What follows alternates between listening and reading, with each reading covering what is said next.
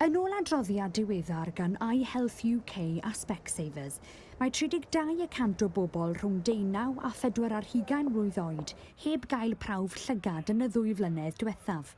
Dyma mae Wythnos Iechyd Llygaid 2016 yn bwriadu newid. Yr RNIB sy'n cydlynu'r digwyddiad yma yng Nghymru, gydag elusennau a mudiadau eraill yn cymryd rhan. Dim ond 1 mewn 10 o bobl sy'n mynd i cael prawf eu llygad.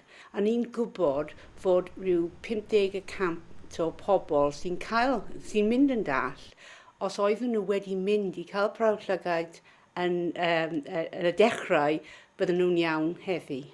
Ond a oes digon yn cael ei wneud i godi ymwybyddiaeth am ofal iechyd Llygaid?